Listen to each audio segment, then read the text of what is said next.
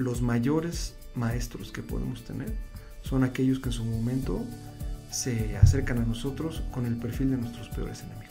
Bienvenidos a un nuevo episodio de Conversaciones DLC, un podcast de lo cotidiano y lo no tanto. Yo soy Efraín Mendicuti y como saben he creado este espacio para platicar con distintos líderes de pensamiento, de negocios, de industria y cultura en el mundo de habla hispana y compartir con todos ustedes cómo estos grandes líderes hacen con su ejemplo o nos demuestran con su ejemplo cómo todos nosotros podemos hacer en nuestras vidas de lo cotidiano algo extraordinario. Comenzamos.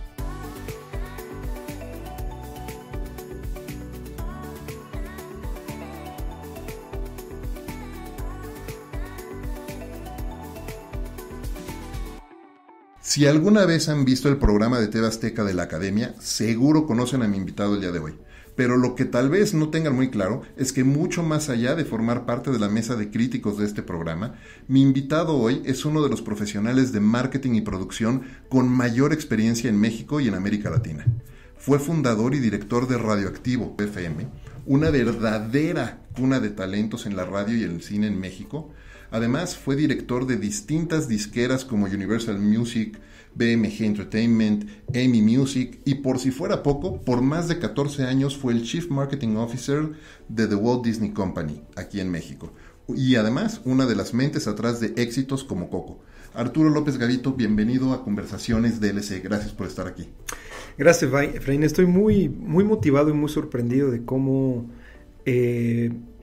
hoy es tan fácil poder transmitir nuestras ideas, cómo existen entornos como este en el que nosotros estamos y cómo lo que necesitas es justo lo que estábamos hablando hace un momento, que es la voluntad de hacer las cosas. Exactamente. Es un placer estar aquí, gracias por la invitación. No, hombre, encantado de tenerte aquí, gracias por hacer el espacio.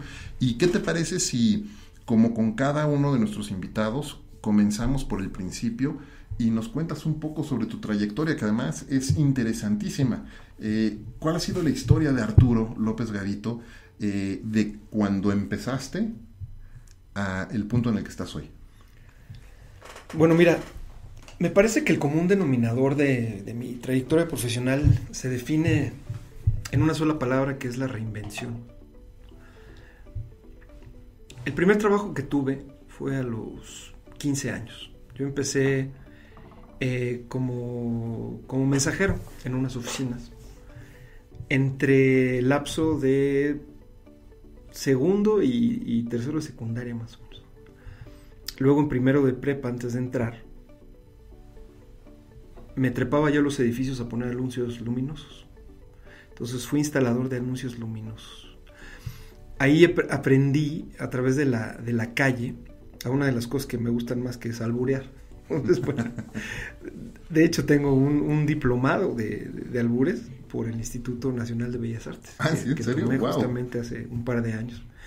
Y el caló popular y lo urbano fueron cosas que me motivaron muchísimo y de lo cual me empecé a inspirar para llegar un poco a definir mi perfil mediático y definirme como profesional. Y tengo la gran fortuna de ir a pedir trabajo a WFM en el año del 87 justamente. Y para recibirme, pues Alejandro González Iñárritu, entonces el director de la estación, se tomó como 3 horas y media, que fue lo que duraba su programa, me acuerdo mucho, de 12 a 3 de la tarde. Lo esperé, nos sentamos a platicar y me dijo, bueno, pues, ¿tú qué sabes hacer? Le digo, yo no sé hacer muchas cosas, yo estoy dispuesto a bolear zapatos si es necesario, pero esta estación de radio es mi pasión. En esa época estaba Martín Hernández, estaba Charo Fernández, evidentemente estaba él, Martín Delgado, un hombre muy talentoso haciendo la programación. Y era una radio disruptiva, WFM en esa época. Era una radio que, si bien pertenecía a Televisa en ese momento, Radiopolis, no estaba físicamente donde estaban las estaciones de Radiopolis, que era en Ayuntamiento, en el centro, donde empezó la legendaria XCW. Como el jefe de proyecto en esa época era Miguel Alemán Magnani, él había tenido la concesión de que WFM estuviese en la colonia Insurgentes Mixcoac, en la calle de Carrachi. Arriba justamente de donde estaba la editora de Melody, ¿no? Justamente dirigida por Juan Carlos Zavara, quien en esa época era el famoso Duende Bubulín, ¿no? Un entretenedor de los niños, un tipo genial, claro. ¿No? Bueno, Así empieza mi carrera. Empieza mi carrera en la radio. Empiezo escribiendo noticias a mano para los locutores de WFM. La gente tiene que entender que en esa época pues no había internet, no había modo de enterarnos de las noticias musicales de Estados Unidos, más que de dos maneras. Una era, si tenías la suerte de que MTV se viera en una parabólica, que los normales o los mortales no teníamos eso porque teníamos Cablevisión, y Cablevisión había decidido quitar la señal directa de todos los canales de Estados Unidos junto con su contenido comercial. Eso lo hicieron a partir del 80 más o menos. Entonces yo tenía que ir a comprar los periódicos y comprar las revistas que llegaban un mes desfasadas a México para poder lograr que la gente supiera qué pasaba en la música, Wow. ¿no? Entonces, digamos que formalmente empecé como redactor de noticias, cuando iba yo en cuarto de preparatoria. Ese fue mi primer labor en los medios de comunicación, mi primera labor. Wow. Me encanta escuchar cómo comenzaste tan joven, porque de repente las personas piensan que ven casos de éxito o personas que están asociadas con el éxito, como es tu caso, y lo piensan como, claro, pues es que es Arturo, él puede porque pues él es Arturo, pero empezaste desde abajo y desde el principio y desde antes que la mayoría, porque en cuarto de prepa la mayoría no trabajan. No, fíjate que de las cosas más interesantes que pasaron fue, yo tuve que tomar una decisión de vida, que es de las cosas interesantes que tal vez no mucha gente sabe. Yo tuve que decidir entre seguir haciendo radio, que era mi pasión, o terminar una carrera. Y me fui por la radio. Yo llegué a segundo semestre de comunicaciones. Mi primer semestre lo hice en la UIC, mi segundo lo hice en la ULA porque me quedaba más cerca. Uh-huh. Y de ahí tuve una tremenda discusión con mi mamá, que mi mamá me decía, es que tú no debes de dejar la universidad. Le digo, sí la voy a dejar. No me arrepiento en lo más mínimo de lo que hice, ¿no? Por ejemplo, en esa época ni Martín, ni Alejandro, ni ninguno de ellos había terminado una carrera, ¿no? Uh-huh. Y yo los veía a ellos como mis grandes maestros, como mis mentores, como lo que fueron, especialmente Martín Hernández. Mucha de la disciplina personal que yo tengo se la debo a la exigencia de Martín Hernández. Yeah. Totalmente. A la manera de ser de él, era una persona muy, muy enérgica, muy fuerte, muy dura.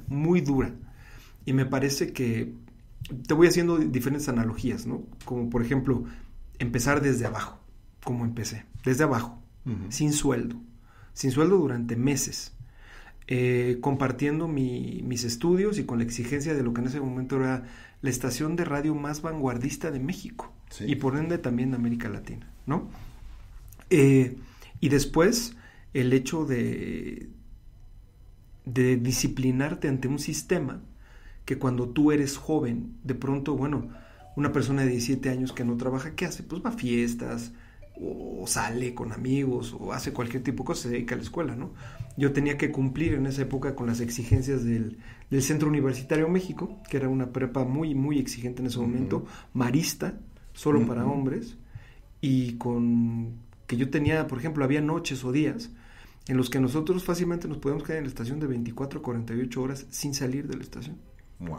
A mí me tocó ver a Martín muchas veces, 3 días completos preparando un aniversario de WFM con unos temas de producción, porque también estamos hablando de las épocas en que todo era análogo, nada sí, era, claro. No es como hoy, ¿no? Que hoy estamos transmitiendo con unos teléfonos, con unos micrófonos digitales en una computadora, ¿no? Y tú me estás grabando digitalmente. Uh-huh. Nosotros no.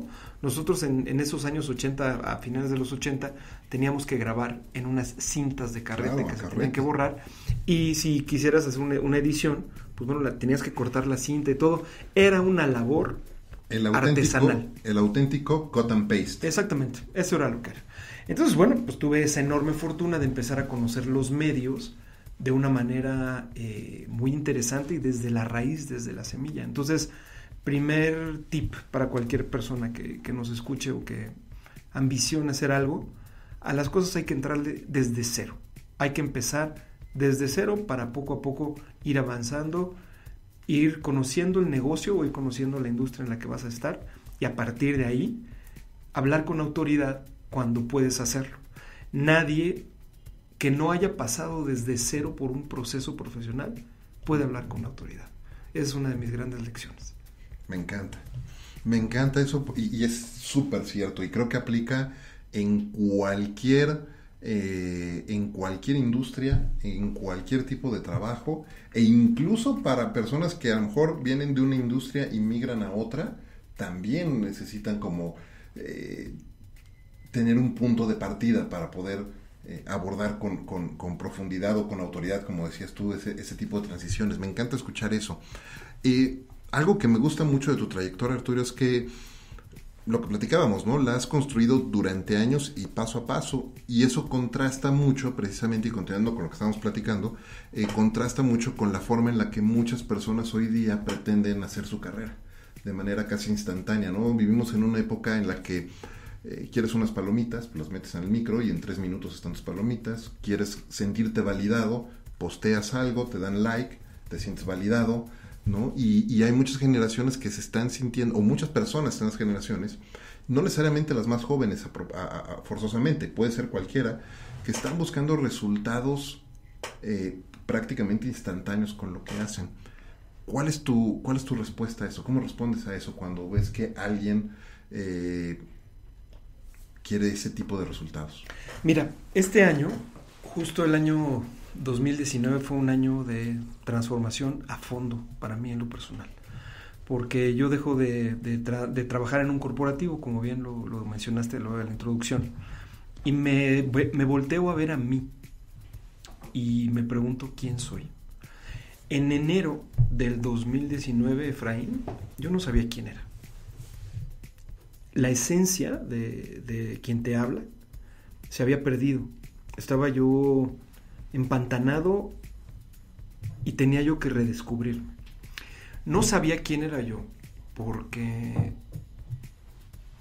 durante mucho tiempo me dediqué a trabajar para terceros, históricamente, ¿no? Uh-huh. Aunque mi perfil mediático es un perfil que está consolidado y que afortunadamente es respetado.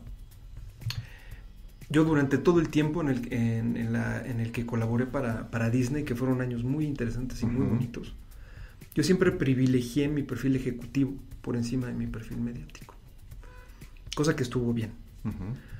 Y evidentemente cuando se termina la época de Disney, yo tengo que confrontar a la persona y no al ejecutivo, porque al final del día mi legado para Disney son cosas que hice yo junto con mi equipo de trabajo, pero las hice en favor de una marca. ¿Me explico? Sí, me te explicas bien. Y al inicio del año, en esta confrontación personal, a la cual cualquier ejecutivo tiene que llegar. A mí me parece, hablando un poco de esto, que nada es para siempre. Nosotros tenemos que entender que cuando pertenecemos a una corporación, por la misma puerta que entramos, salimos. Exactamente. Uh-huh. Y ningún trabajo en una empresa, cuando eres asalariado, dura para toda la vida. Que eso, bueno, fue algo que a mí me quedó muy claro desde el principio de haber entrado a la compañía, en la que pude hacer cosas maravillosas y a través de la cual me tocó una transformación mediática sensacional, ¿no? En general. Pero otro valor enorme es,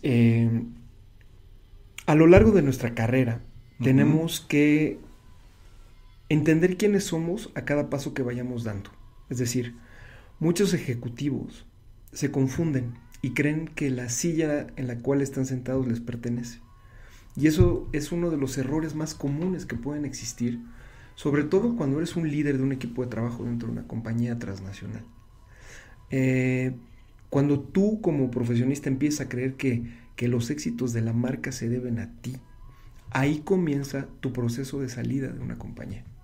Porque no entiendes que una marca en México lo que hace es que administra los valores marcarios de propiedades y de franquicias que vienen hechas de otro país. En el caso no de Disney, en el caso de los estudios cinematográficos, o en el caso de Netflix, ¿no? Y de tantas plataformas que hoy distribuyen contenido, no puedes subvalorar al consumidor. Tienes que entender que gracias a ese consumidor que está ahí sintonizándote, o que te está streameando, o que te está viendo, es que le debes tú el trabajo a esa persona. Uh-huh. Y bueno, las empresas históricamente son empresas que están buscando un negocio, y con la misma frialdad que te contratan, con la misma frialdad tú te vas, porque es el proceso normal. Entonces, regresando un poco a mi historia del 2019, me confronto con mis miedos, me confronto con quién soy yo, una persona que es padre de un hijo de 18 años, que vive conmigo, después de una relación de 21 años, ¿no? Donde hoy yo soy el responsable de mi hijo. Entonces, se confluyen muchas cosas en ti mismo y en lo que piensas y en quién eres. Y entiendes que te tienes que reinventar para salir adelante. Que no puedes hacer exactamente lo mismo que has hecho en los últimos 5 o 4 años pasados, porque si no lo que va a pasar es que vas a repetir ciertas fórmulas que te van a llevar exactamente a los mismos lugares. Uh-huh. A diferencia de que si empiezas a hacer otro tipo de planes, de que si empiezas a seguir otro tipo de caminos, es muy probable que te vaya aún mejor de como ya te fue. Aunque una salida de una empresa haya sido muy buena y muy exitosa, ¿no? Que gracias a Dios fue mi caso. Pero no puedes seguir haciendo lo mismo. Sobre todo en una situación en donde tú fuiste precursor de medios de comunicación, en donde tú generaste contenido muy exitoso en diferentes plataformas mediáticas, pero que tú ya eres una marca y que has descuidado tu propia marca. Es momento de invertir en tu marca tiempo y dinero y sobre todo mucho trabajo. De acuerdo. Me parece interesantísimo y creo que sí, tienes toda la razón.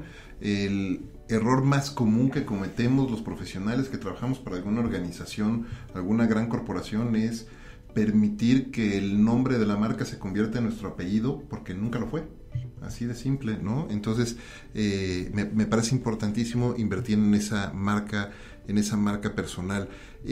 Justo hablando de tu carrera, tú te has desempeñado en una industria o en distintas industrias en las que términos como disrupción o innovación son como moneda de cambio, ¿no? Como parte del lenguaje de todos los días. Y sin embargo, o nos hemos desarrollado en esa industria los dos, y sin embargo es una industria en la que a pesar de toda esa conversación alrededor de la disrupción y de la innovación, la realidad es que se arriesgan mucho menos de lo que quisiéramos admitir en la industria para hacer ese tipo de innovación. Sin embargo, tú has tomado distintos riesgos, de lo contrario, no estarías aquí donde estás. ¿Cuál ha sido la estrategia de Arturo para enfrentar o tomar esas decisiones y tomar riesgos, asumir riesgos importantes, puede ser dentro de la corporación para lanzar ciertas propiedades, ¿no? Y películas o estaciones y nuevos programas o nuevo talento, o tú mismo, ¿no? Con tu marca personal, lanzarte y estar allá afuera volviéndote esta persona tan mediática? ¿Cuál ha sido la estrategia de Arturo? El emprender. Mira, emprender significa empezar algo de cero. Entonces yo cuando reviso, si nos vamos a términos profesionales, cuando reviso mi currículum, pues empiezo a ver que empecé de cero muchas cosas. Empecé de cero 2 estaciones de radio. Empecé de cero una compañía de discos. Empecé de cero marcas en el mercado mexicano. Y hoy estoy empezando de cero también mi proyecto personal, que es hacia dónde voy. Entonces no le tengo miedo a emprender. Hay que arriesgarse. Y tienes mucha razón en algo que dijiste que me parece de lo más valioso de esta conversación. La gente que no está dentro de los medios de comunicación en general, o de las plataformas de comunicación, o de distribución de contenido, oye a mucha gente hablar de la disrupción y de la innovación. Pero te voy a ser muy franco, ¿eh? O sea, lo que a mí me ha tocado experimentar es que no. Pareciera como si las marcas y las empresas estuvieran abiertas a la disrupción y a la invención y a la innovación. Y no es así, al contrario. Hay una cosa que se llama naturaleza humana, Efraín, que no importa si tú naciste en Nigeria, en México, en China, o en Argentina, o en Inglaterra, o en Suecia. La naturaleza humana es común en todas las sociedades del mundo y con todas las razas. Y la naturaleza humana tiene que ver con la preservación de la persona. Cuando tú tienes a la naturaleza humana, es exactamente lo mismo de la ley darwiniana de la supervivencia. Y los corporativos son lo más parecido a la selva que puede existir con los animales. Porque los hombres somos animales y nuestra selva son los corporativos.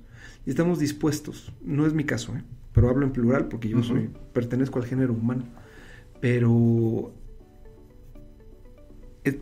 los hombres y las mujeres en un corporativo están dispuestos a matar por no salirse de ese corporativo, por no dejar de percibir un sueldo o por no salirse de su zona de confort.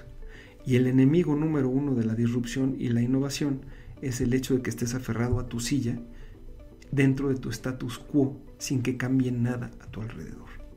Entonces, ¿quiénes pueden venir a ser disruptivos hoy en día en el campo laboral? Los jóvenes.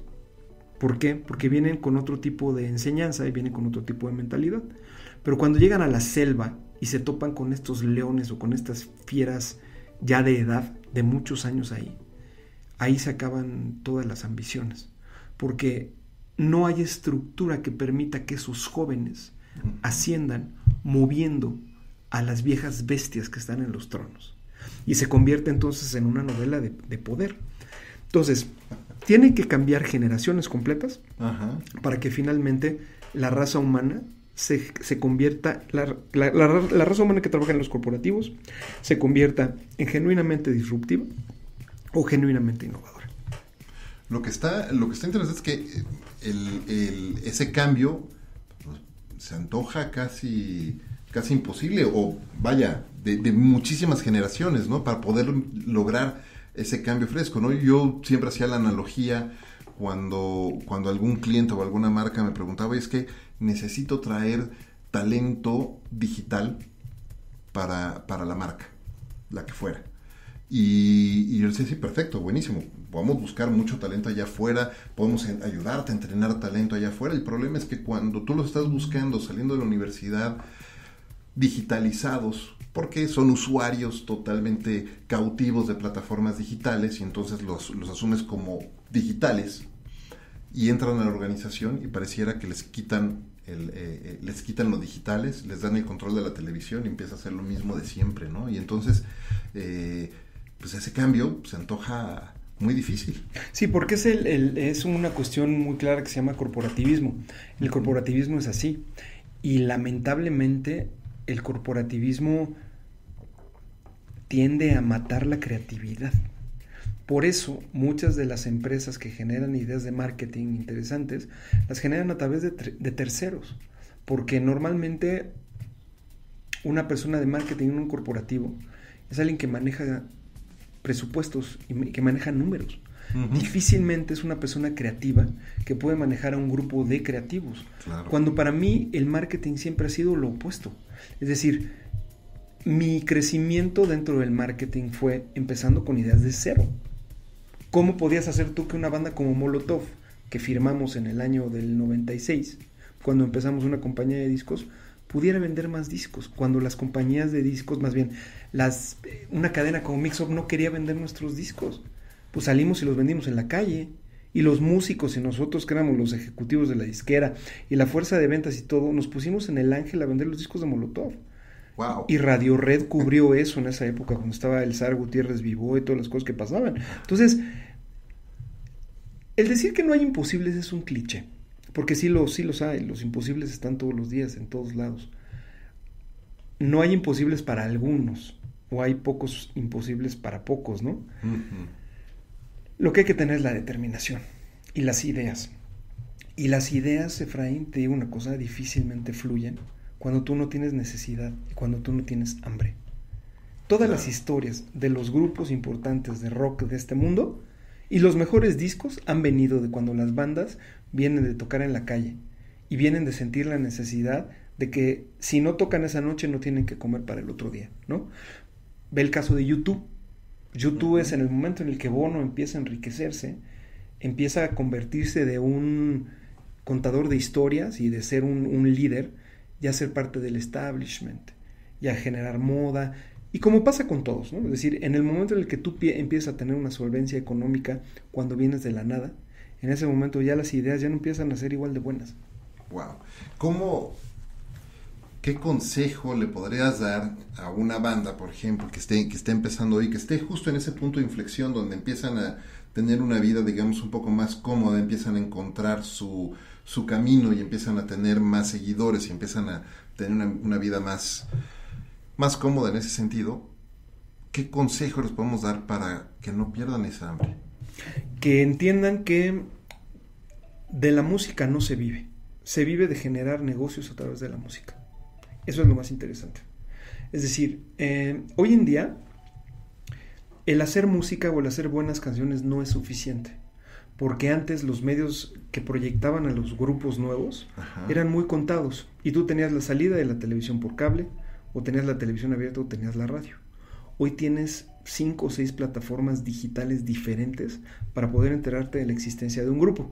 Pero el problema es que ese grupo mexicano va a competir directa e intrínsecamente contra un grupo japonés o coreano. Por supuesto. O contra uno inglés o contra uno norteamericano, ¿no? Entonces la arena internacional hoy es un enemigo dramático, ¿no?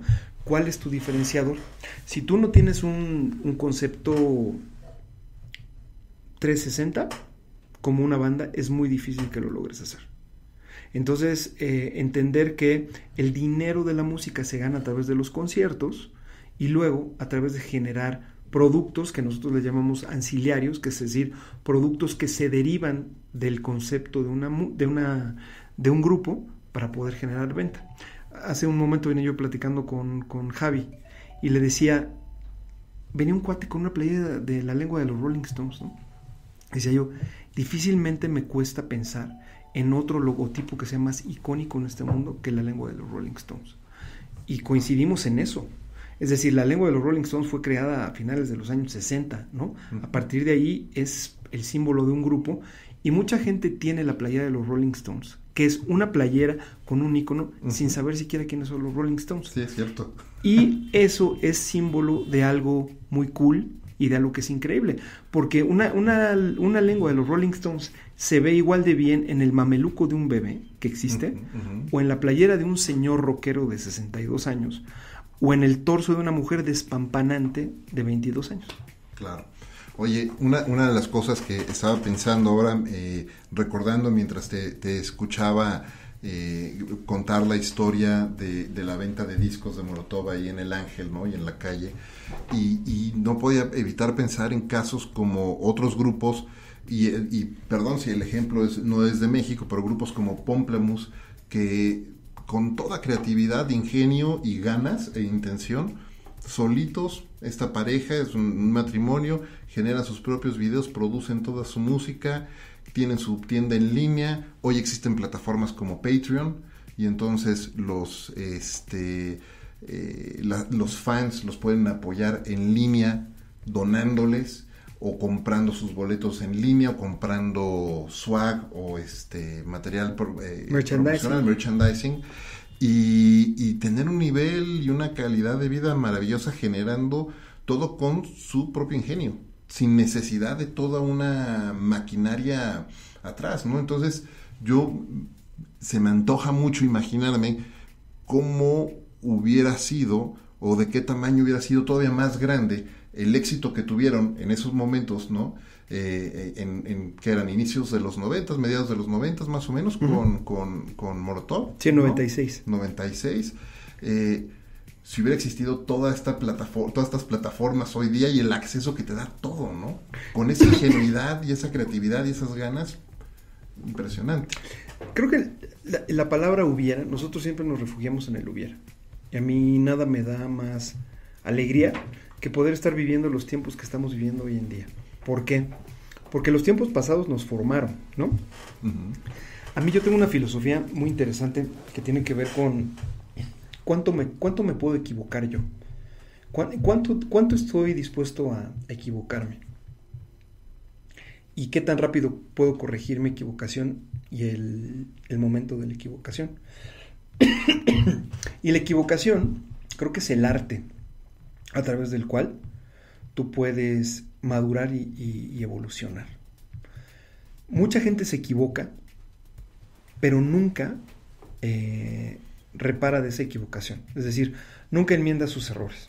Muchas veces esa equivocación se la adjudica a terceros y dicen, yo no me equivoqué, fue la empresa, o fueron mis colaboradores, o fue el sistema, o fue el dólar, ¿no? Lo que haya sido, pero yo no me equivoqué.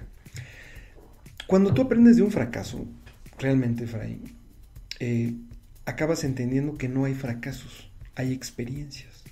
La gente suele decir que hay buenas o malas ideas. Yo tampoco creo que hay buenas o malas ideas, creo que hay ideas.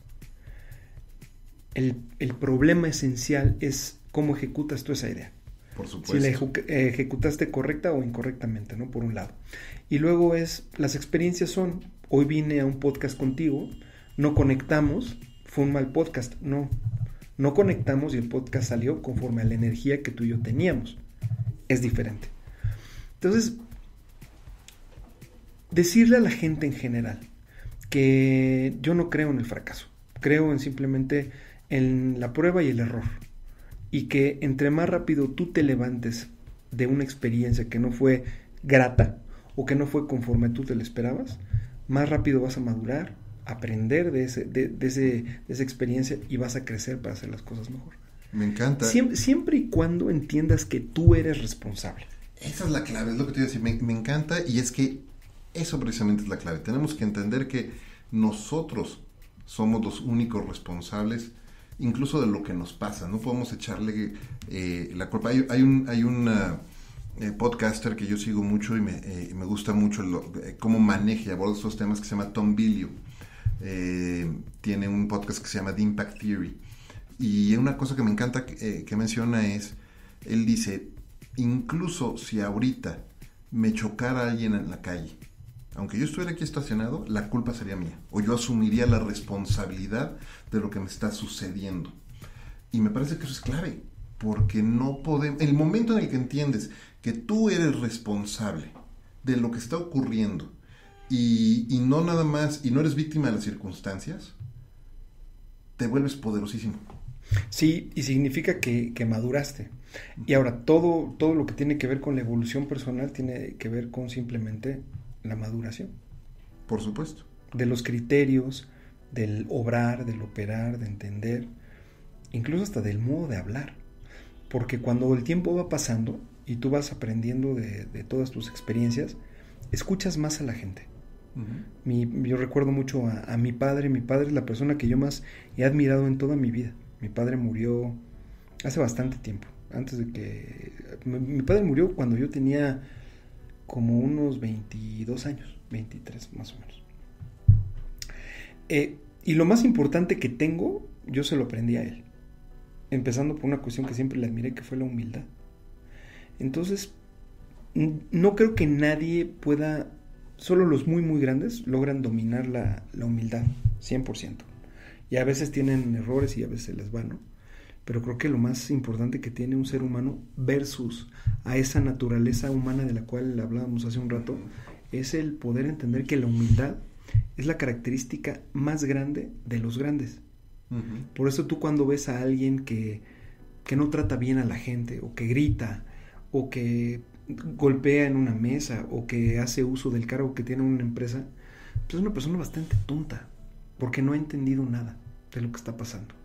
Entonces ahí también es cuando los ejecutivos dentro de las empresas creen que la empresa se debe a ellos y que el cargo que tienen les puede permitir simplemente desbaratar las vidas de terceros. Y este es otro consejo, ¿no? Para la gente que nos puede escuchar, que no es consejo, es simplemente decirles. Por la misma puerta que uno entra en una empresa, uno sale. Y uno decide si al momento de salir se quiere encontrar con un comité de bienvenida o se quiere encontrar con un grupo de personas que son tus nuevos adversarios en la calle. Claro. Donde cada uno y cada una de ellas te va a cerrar las puertas y va a evitar que tú puedas progresar en tu nueva vida profesional. Pero entonces, muy pocos lo entienden, Efraín, pero es así. Y vaya, ¿qué pasa? Claro. Yo he conocido casos cercanos de ejecutivos que han tratado tan mal a sus equipos y a sus clientes, que una vez que la empresa para la que laboraban se dio cuenta y sale de esa organización, no pudo encontrar más trabajo en el país, Uh-huh. literal. En puertas cerradas en todos los lugares, se tuvo que ir fuera del país para poder empezar de nuevo, ¿no? Hay casos y hay casos severos en eso. Entonces, coincido contigo en que la humildad es algo súper importante, pero también es de las cosas más difíciles de aprender y de aprender a autogestionarnos, ¿no? Y controlarnos, y es una lección súper importante esa. Mencionabas a tu papá como la persona que más has admirado en tu vida, y todos tenemos muchas personas que admiramos o que han dejado huella. También mencionabas a Martín en el inicio de la plática. ¿Qué otras personas, o tal vez hablando de tu papá y hablando de Martín, la lección tanto con Martín de disciplina y de humildad con tu papá, qué otras lecciones has aprendido de ellos o de algunas otras personas que hoy pones en práctica para ser la persona de éxito que eres hoy? Fíjate que mi filosofía es un poco inversa en el sentido de los aprendizajes, lo que sería normal. Yo he tenido la oportunidad de tener muy malos jefes, y de ellos he aprendido justamente lo que no debo hacer, porque los he visto en el campo de acción, haciendo desplantes, dañando a personas, equivocándose conmigo, faltándome el respeto a mí, faltándome el respeto a terceros, algunos buscando destruir mi carrera, varios. Y ellos han sido mis grandes maestros. Yo, en lugar de generar una animadversión en contra de ellos, simplemente les doy las gracias, porque me hicieron madurar y me hicieron evolucionar mucho más rápido. Hubo una época en un trabajo en el que yo sabía que me iban a despedir. Entonces, todas las semanas iba yo vestido de traje, esperando que ese día me despidieran. Y me despidieron eventualmente, un día que no me esperaba yo que me despidieran, y no me despidió mi jefe, me despidió el jefe de mi jefe. Ni siquiera esa fue la concesión que la empresa le dio. Y cuando me despiden, me dicen las razones por las cuales me están despidiendo, y de ninguna de esas razones era yo responsable, porque todas las negociaciones y todas las cosas las había hecho mi jefe y no yo. Y cuando le digo al jefe de mi jefe que yo no había hecho nada de eso, al señor, que era un hombre inglés, me acuerdo, se le transformó la cara. Me dijo, no, ¿cómo es posible? Le digo, sí, bueno, no es nada de lo que usted me dice, lo hice yo. Me dice, bueno, Arturo, pues tal vez nos equivocamos, pero pues te tienes que ir. Y le digo, muy bien, le agradezco mucho, le di la mano y me fui de la empresa, ¿no? Y a la persona que quería despedirme, pues la despidieron 2 meses después de que yo me fui. O sea que no sirvió de nada esa guerra, ¿me explico? Que él generó. Y él fue un gran maestro para mí. Luego, precisamente en Twitter, me entero yo de que él murió. Y la primera persona que le da el pésame a su familia soy yo. Yo no conocía a sus hijos. Y los hijos me agradecieron enormemente y me dijeron, mi padre siempre te recordó con mucho cariño y siempre fuiste una persona muy especial para él. Entonces, son tal vez esas lecciones de vida que las aprendes una vez y las empiezas a poner en práctica. Justamente en ese tema de los corporativos pensaba yo también, durante muchos años en los que estuve trabajando en una empresa transnacional, yo veía que teníamos un director general y había hombres y mujeres de más de 40 años que lo veían a él como si fuera un dios mientras él estaba ahí, ¿no? Y guardaban ante él actitudes sumisas y hacían absolutamente todo lo que él decía y todo, ¿no?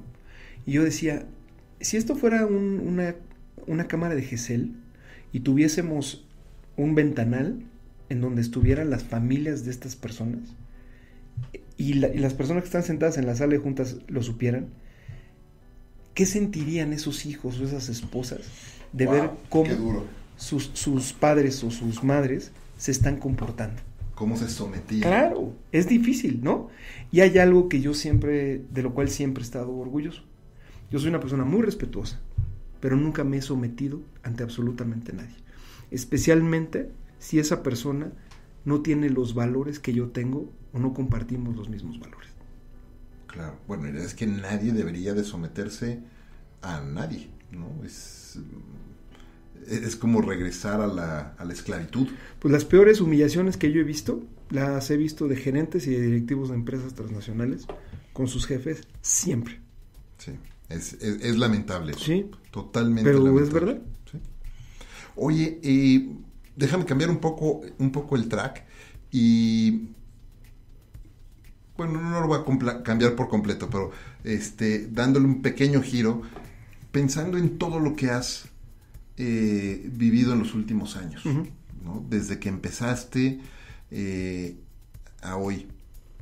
Si tú pudieras regresar en el tiempo a hablar con Arturo, ¿a qué época regresarías? ¿En qué momento en el tiempo regresarías? ¿Y qué le dirías, Arturo? Es muy interesante la pregunta por una cuestión. Yo no puedo materializar que hace 32 años empecé a trabajar en la radio. Hace 32 años yo tenía 26, 27, 16, 17 años. Entonces me pongo a pensar en ese chavito de preparatoria que estaba como loco queriendo hablar con Martín Hernández porque lo oía en las mañanas y se despertaba con Martín Hernández, como muchos mexicanos lo hacíamos en la Ciudad de México. Claro. ¿Y cómo ha ido todo tan rápido? ¿Qué le diría yo a él? Le diría que haga prácticamente lo mismo que hizo, que no pierda su voluntad de conocer, que no pierda su curiosidad, que no pierda las ganas de entender que si uno se enfoca, se pueden conseguir las cosas. Y sobre todo que nunca permita que nadie pase por encima de él, ¿no? Que eso es lo más duro en general, cuando estás tú trabajando en algún lugar. Fíjate que profesionalmente, si te puedo decir algo, haría las cosas exactamente igual a como las he hecho el día de hoy. Prácticamente paso por paso de todo. Muy bien. Entonces, yo estoy orgulloso de lo que he hecho y de lo que he construido, porque ¿sabes qué? Que creo que no se parece nada a lo que voy a seguir construyendo. Es decir, hoy a los 49 años, sigo totalmente convencido que esto que he hecho es simplemente el principio de lo que me espera hacia adelante. Y lo veo todos los días y lo veo con un convencimiento enorme, porque me siento libre, me siento bien, me siento contento. Regresó mi espíritu, ¿no? Yo me acuerdo que yo fui, en esas épocas que estamos hablando, una persona que tomaba el micrófono en la radio y que era muy chistoso y era muy divertido. Teníamos un programa radioactivo que se llamaba La Escuelita todos los días de la mañana. Ay, me acuerdo. Bueno, tú sabes lo que fue ese programa, Efraín. Funcionó increíblemente. Ahí estaba el Butte, ¿no? Que era un cuate que simplemente su única particularidad era un cuate que salía, se bajaba los pantalones y enseñaba las nalgas en Reforma y nosotros hacíamos una narración de eso en vivo. Ajá. Y eso no existía. Eso fue ser emprendedor de la radio, de una estación de radio que no existía y que fundamos nosotros. Entonces, ¿qué quiero hacer? Quiero fundar una nueva estación de radio, quiero volver a ser un comunicador de radio, que es mi pasión, quiero amalgamar lo que he logrado como líder digital y de música y poner todo eso en un buen crisol para poder de pronto decir, aquí estoy y esta es la mejor versión de mí, porque esta es la versión más increíble que tengo yo desde hace mucho tiempo también. Qué increíble y qué rico escuchar eso.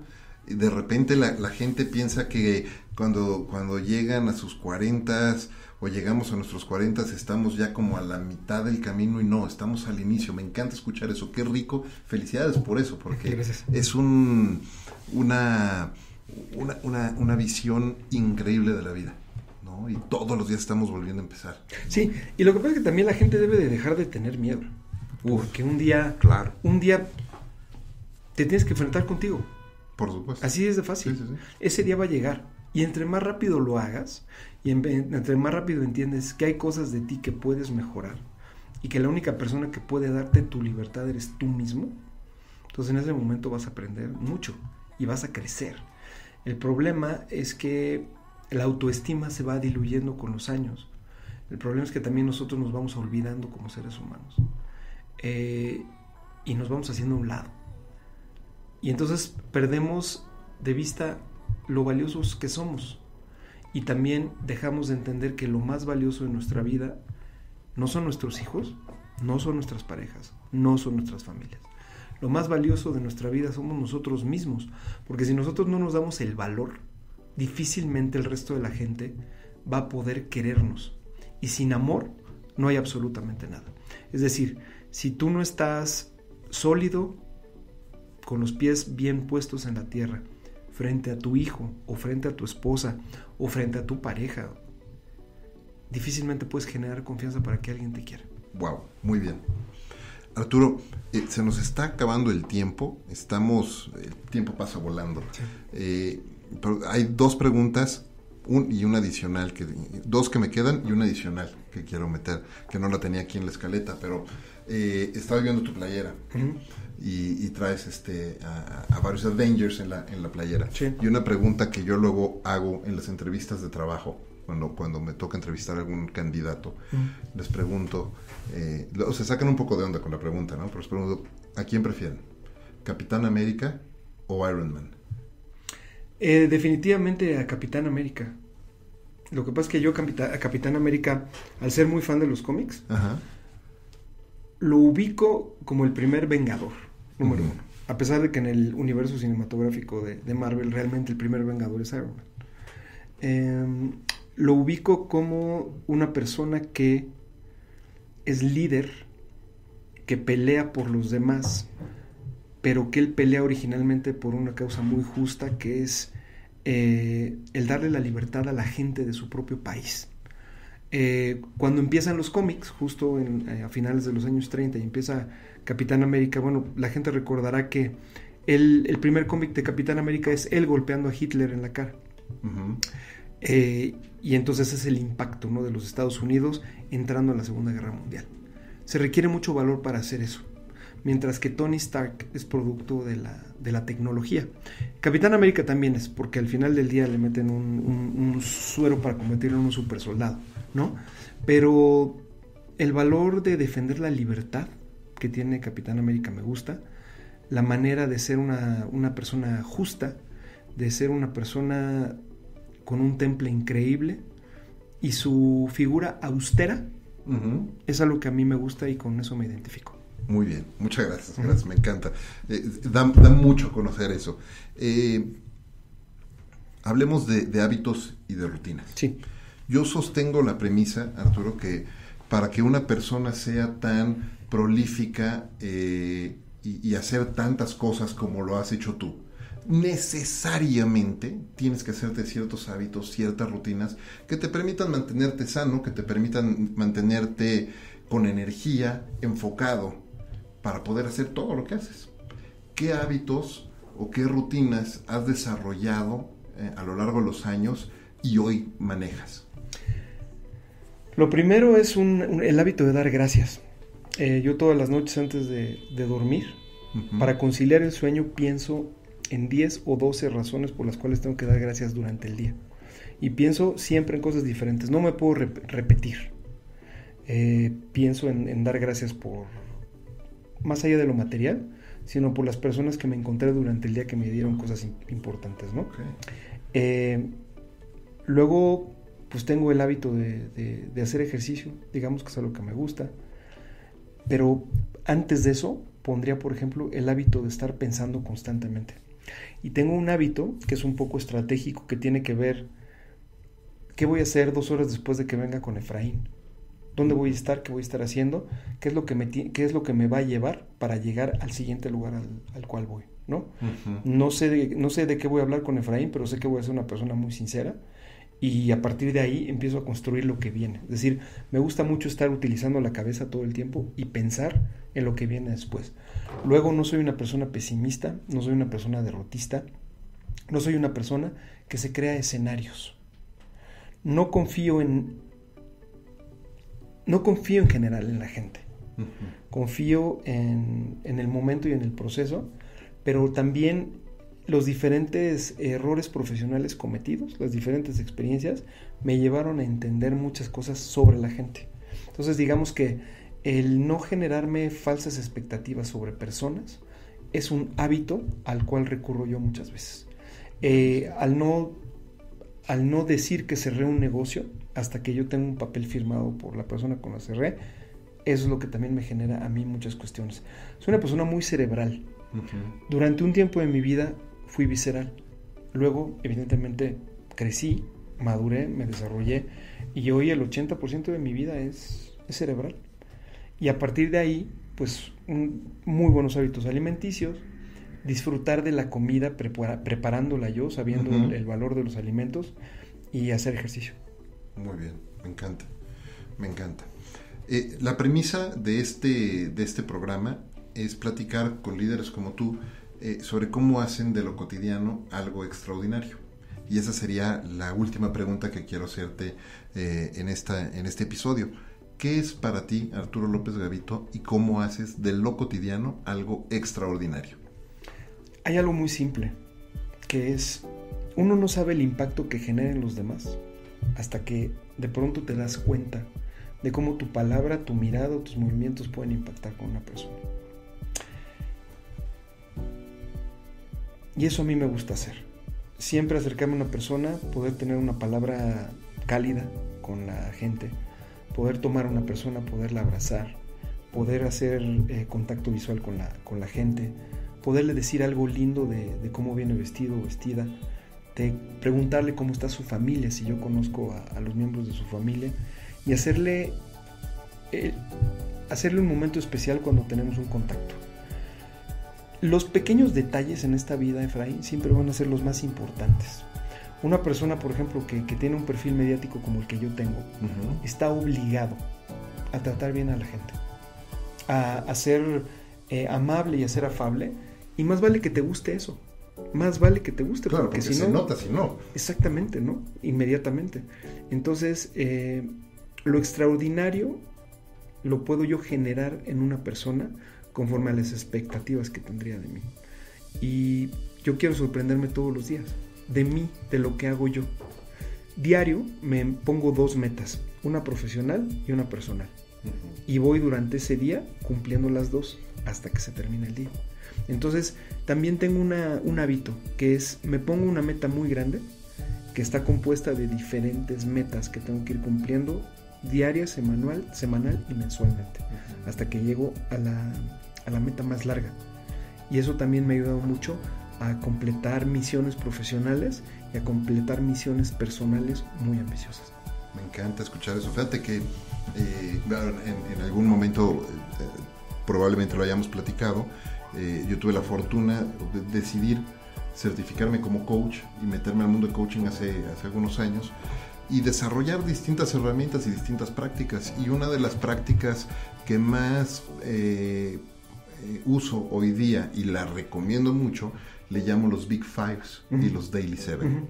Y los Big Fives es precisamente tener claro cuáles son tus 5 grandes objetivos del año, para poder definir cada trimestre cuáles son las 5 cosas que tienes que lograr para construir ese año, para que en el mes sepas cuáles son las 5 grandes logros por los que tienes que trabajar, cuáles son las 5 grandes cosas que cada semana vas a buscar, y todos los días cuáles son las 5 cosas clave, 5 acciones clave que te van a ayudar a construir la semana, el mes, el trimestre y el año. Y entonces te das cuenta que a lo largo de no me acuerdo cuántos días, son 249 días hábiles más o menos en el año, terminas haciendo más de 1300 acciones, uh-huh, claves para llevarte a lo que quieres. Y esa es una práctica que me encanta y que lo uso todos los días. Y la otra le llamo los Daily 7, y es cuáles son las 7 cosas que todos los días necesitas hacer, o necesito yo hacer, para sentirme bien conmigo mismo, para estar contento conmigo mismo, ¿no? Dormir, por ejemplo. Para mí es importantísimo dormir por lo menos 7 horas todos los días. Desayunar con mi familia, pasar tiempo con mi familia, hacer ejercicio todos los días, tratar de comer lo más limpio posible. Ahí la verdad es que debo confesar que fallo, ¿no? Pero tratar de comer lo más limpio posible todos los días, tratar de estudiar o aprender algo todos los días, ¿no? Compartir, generar contenidos para compartir allá afuera, y igual que tú, ser totalmente agradecido, profundamente agradecido, una práctica de agradecimiento diario, uh-huh, precisamente, y finalmente buscar hacer una cosa todos los días que me guste, algo que me guste mucho. que disfrute yo, aunque sea 5 minutos, pero esos 5 minutos te alegran y te dan una perspectiva totalmente distinta. Sí, fíjate que ahora lo primero que hice este año fue comprar un disco, más bien un disco compro todo el tiempo, pero un libro que se llama The Artist Way. Y cuando estaba frente a ese libro, era un libro que hablaba solamente de cómo recuperar tu creatividad. Y dije, bueno, pues yo creo que siempre lo que he tenido en mi vida es que mi característica principal es que yo soy una persona creativa, ¿no? Y tuve que empezar a escribir de cero. Todos los días, lo primero que tenía yo que hacer era sentarme a escribir. Después de pararte, hacer tus cosas de la mañana, bolas, ponerte a escribir antes de cualquier otra cosa. Y otro hábito que empecé a desarrollar mucho de ahí fueron tomar caminatas, por ejemplo, hacer lo posible por irme caminando hacia muchos lugares.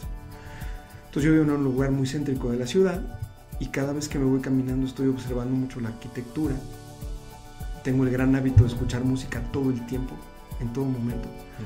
Me ponía mis audífonos y iba yo caminando, viendo todo con diferentes tipos de música. Entonces, bueno, hago lo que me gusta. Hoy la respuesta es: tengo el extraño placer o el extraño lujo de genuinamente hacer lo que me gusta. Me encanta, te felicito por eso. Gracias. Te felicito por eso y te agradezco muchísimo que hayas dedicado este rato a venir a platicar conmigo, a compartir aquí en Conversaciones DLC. Muchísimas gracias, de verdad. Y antes de despedirnos, quiero hacerte un breve reconocimiento y una felicitación por ese proceso de redescubrimiento y de reencontrarte a ti mismo y ahora estar haciendo y dándote ese lujo de hacer todos los días lo que te gusta. Felicidades por Gracias, eso. Efraín. También, cada quien tiene sus propios tiempos. Me llegó mi tiempo, entonces lo estoy haciendo. Habrá gente que le llegue a los 70, a los 80, a los 25, no lo sé. Nunca pierdan la oportunidad de ser felices a través de su realización personal. Nadie más es responsable de su felicidad que nosotros mismos. Entonces, entre mayor autoestima tengamos, entre más creamos en nosotros y entre más nos acerquemos de gente valiosa, que no sea nociva, que tenga una buena plática, una buena conversación, de quienes podamos aprender, más vamos a crecer nosotros. Aún de las personas que puedan en su momento parecer nuestros enemigos o puedan parecer personas que nos están denostando, no. Los mayores maestros que podemos tener son aquellos que en su momento se acercan a nosotros con el perfil de nuestros peores enemigos. Wow. Pues ahí lo tienen, amigos, grandes lecciones y nos quedamos con esta: somos nosotros los responsables de nuestra propia felicidad, de nuestro propio proceso de aprendizaje en el momento en el que nos llega. Sin duda deberían todos comenzar a seguir a Arturo si no lo están haciendo ya. Seguramente lo están haciendo ya, pero si no, ¿dónde te pueden seguir? @ALGavito, tanto en Twitter como en Instagram estamos. Buenísimo. Pues muchísimas gracias, Arturo, de verdad, por haber pasado este rato conmigo. Y muchas gracias a todos ustedes, amigos, por escucharnos aquí en Conversaciones DLC. Acuérdense, este es un programa semanal, así es que si no lo han hecho ya, suscríbanse al mismo y también compartan estos episodios, y todos los episodios de Conversaciones DLC, porque estoy seguro que muchas de las personas con las que ustedes conviven pueden beneficiarse de las lecciones que estos grandes líderes están compartiendo con nosotros en cada episodio. Yo soy Efraín Mendicuti y los espero en el siguiente episodio de Conversaciones DLC. Hasta la próxima.